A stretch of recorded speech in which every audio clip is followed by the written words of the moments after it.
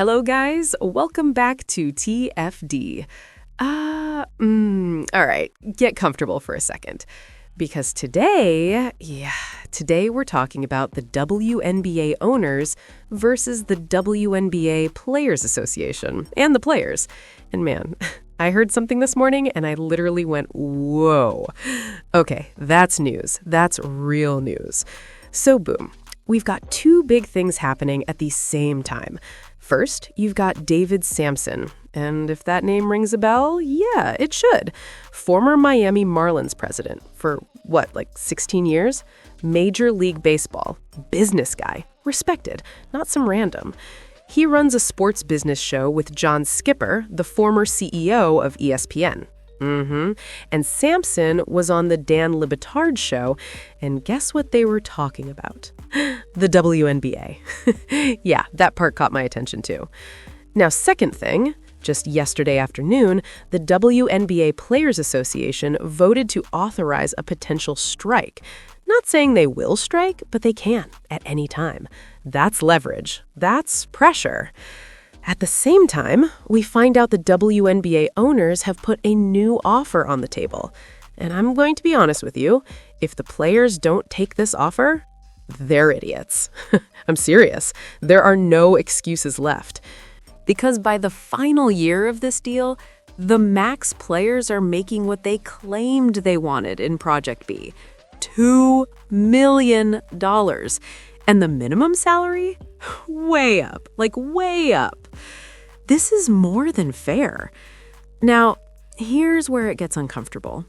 If what the players truly want, deep down, is revenue sharing, not salaries, not benefits, but ownership-level revenue sharing, David Sampson said it flat out.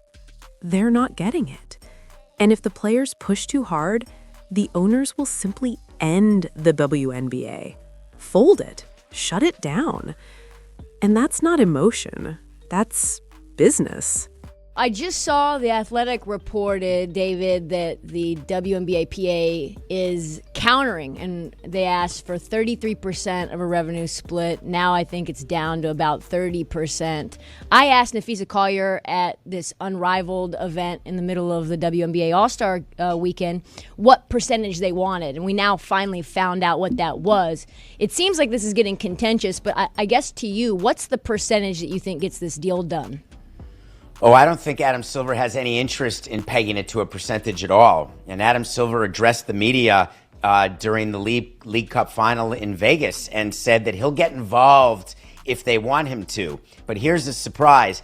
He's been involved from the beginning. But what they've done is they've extended the deadline first by 30 days, 40 days. So it's been a total of 70 days, which all you're doing is delaying a work stoppage. You want to get to that work stoppage because that's a legal term of art. You want to get to some sort of lockout or strike so then it can go to the next stage of these negotiations. But the biggest misunderstanding here is that the players in the WNBA want to have a pegged revenue number the way they have it in the NBA. And Adam Silver is saying no because the NBA owners are saying no because that's not taking into account all of the money that the WNBA owners need to profit and take off the table to pay down debt that has been accruing over the decades of losses. If the players are not going to move on a revenue split versus derive revenue share off of a fixed number, what is your opinion on what happens? Maybe the end of the WNBA. The players will move.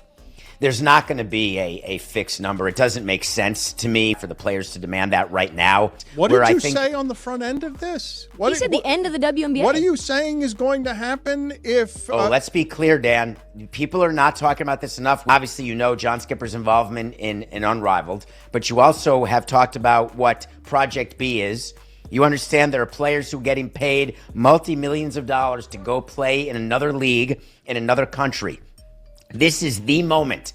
If you had any ability to invest and you wanted to start a league to compete with the WNBA, this is the time. Every player is a free agent. All of them want money and need money. If you have a well-capitalized and well-funded business, the way Project B may be, that could be the end of the WNBA. And I promise you that Adam Silver is thinking about that, and the players are thinking about that. How real is that? How real is what you're saying? How real is it to be possible, the idea that because you're meeting a moment where profound asks are being made of a business by a group that has never been stronger than it is right now about asking for money, in a culture where it will be very unpopular if the WNBA does what you're saying, how probable is that? It'll be unpopular if the WNBA folds? Unpopular to who? To the large majority of the... I'm not sure I understand what you're saying. Yeah, he's got a great point. Unpopular to who, exactly? Even with all these new fans, we're talking, what, 2.5 million people? If they're gone tomorrow, that's still 2.5 million, and that's the high end. So yeah, he's got a point. This is kind of crazy. They better be careful, real careful. Okay, so listen to this. This is the league's latest offer. The most recent proposal would guarantee a maximum base salary of $1 million in 2026.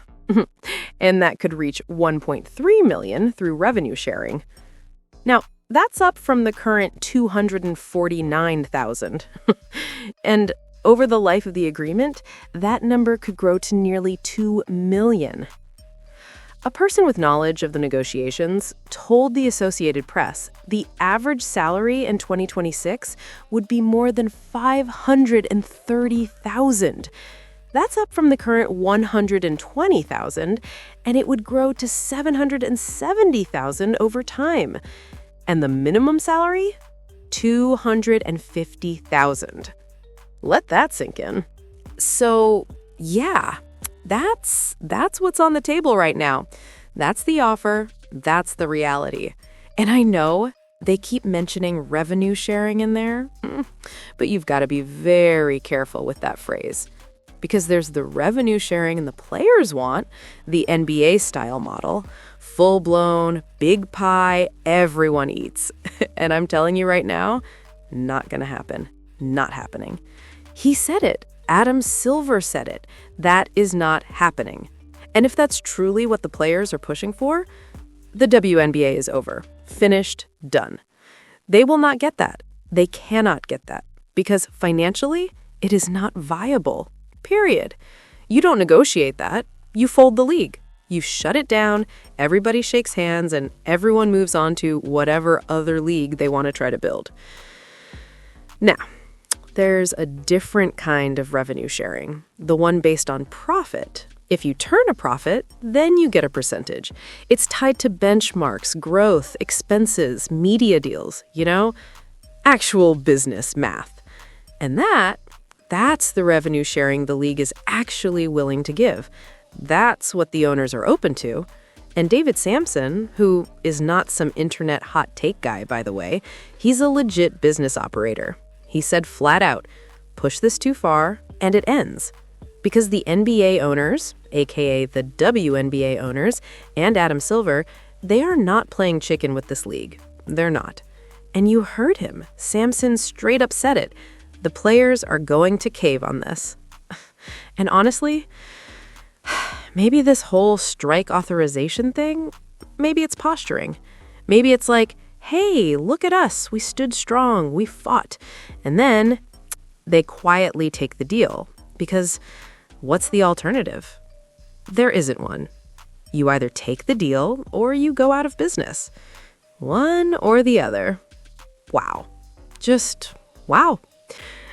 But hearing this was sharp. This was real. This was business reality.